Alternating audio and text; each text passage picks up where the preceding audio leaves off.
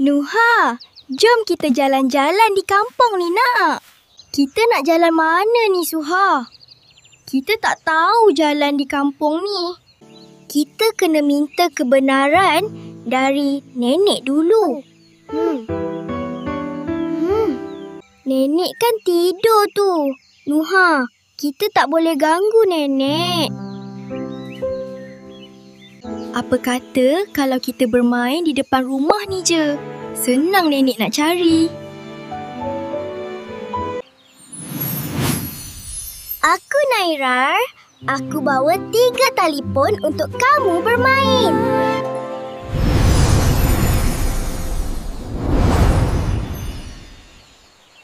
Wah, seronoknya dapat telefon baru ni. Ada lagi. Cepat tangkap. Kita dapat. Terima kasih Nairar bagi kami telefon. Kami boleh tengok YouTube sepuasnya. Suha, sekarang mari kita tengok YouTube lama-lama. Pakcik Reza berkata, "Wuha, wuha, wuha, wuha."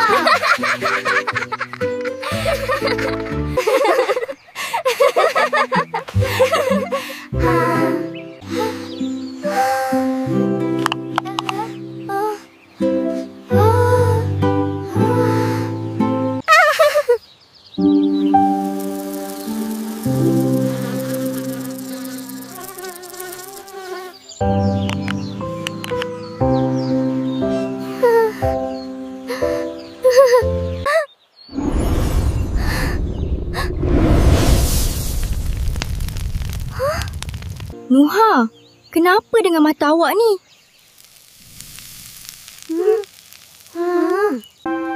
Pergi bagi tahu kat nenek sekarang. Nenek, mata Nuha berasap.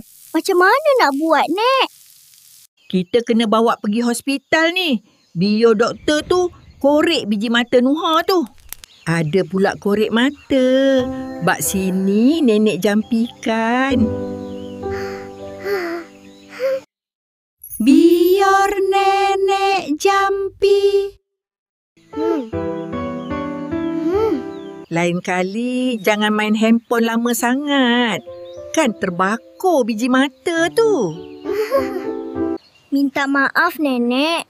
Lain kali, Nuha tak main handphone lama lagi.